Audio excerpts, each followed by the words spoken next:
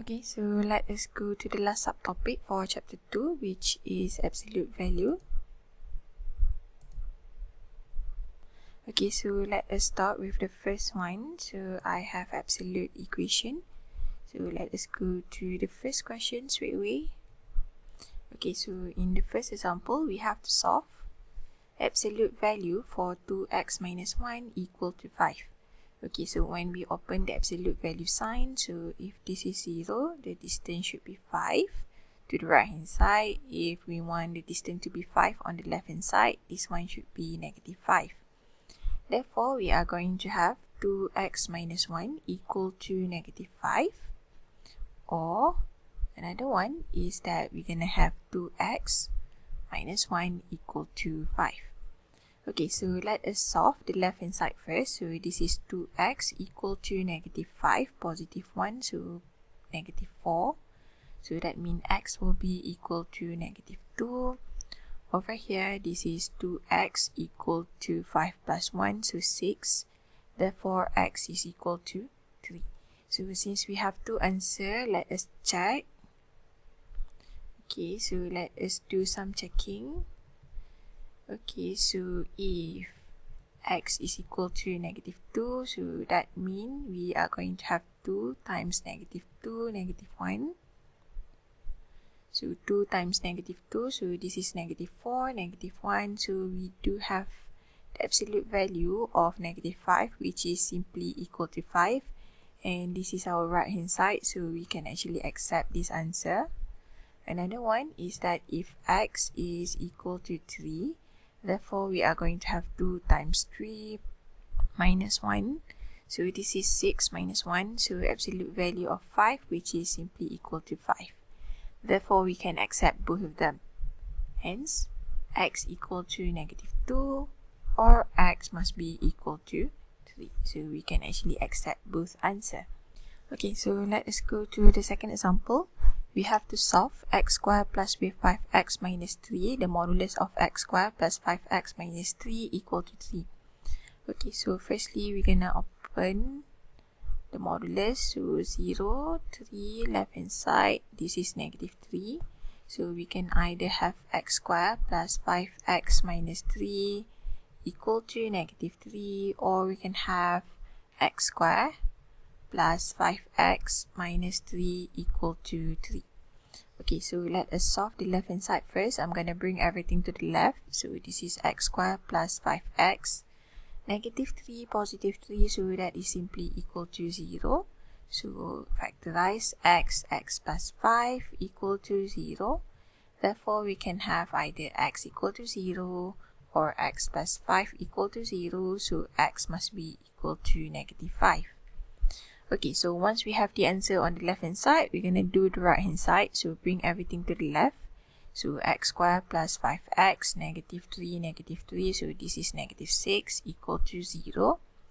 Factorize completely, so it will be x plus 6, x minus 1 equal to 0.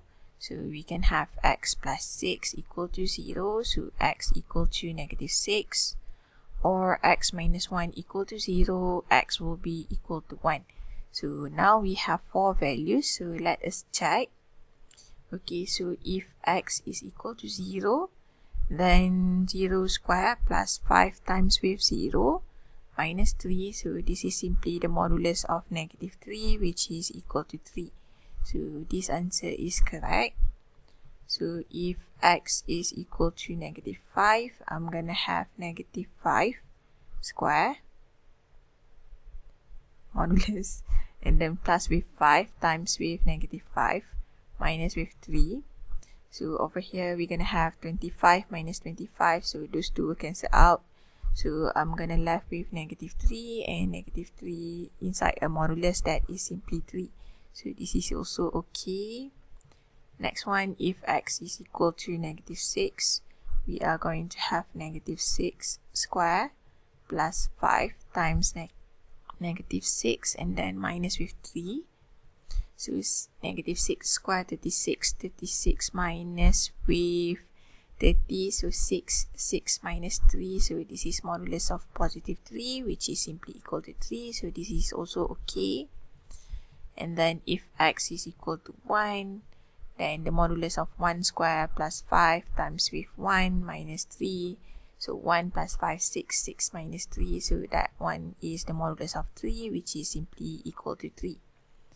Hence, we're going to conclude that we are going to accept all the answer.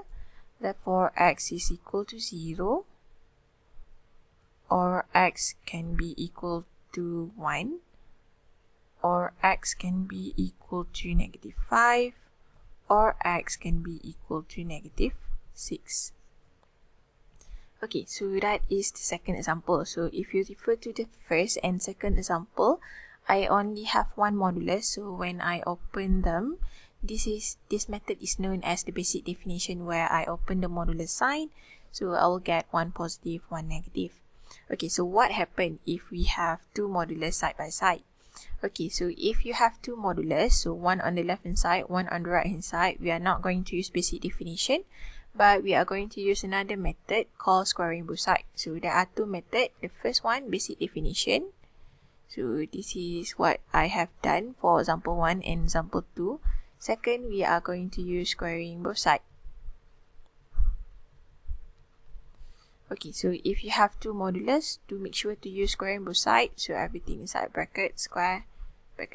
So this is x minus 2 square equal to x plus 1 square. Okay, and then of course you got to expand them. So x square minus with 4x plus with 4.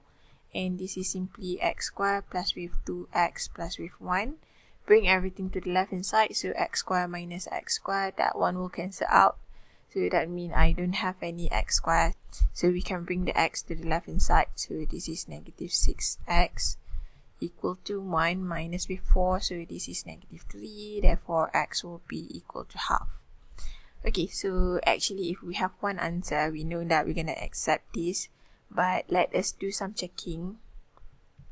So if x is equal to half, so on the left hand side, I will have half minus 2. So this one will become the modulus of negative 3 over 2, which is simply 3 over 2.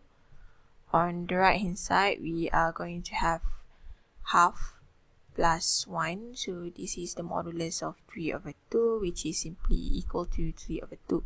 So since both of them are equal, so left hand side is actually equal to the right hand side, we can say that our final answer is x equal to half. Okay, so do make sure there are only two ways to solve absolute value. You can use basic definition or you can use squaring both sides. So this is absolute equation. So we are going to proceed to absolute inequalities for the next video. Alright, so I'll see you in the next video. Bye.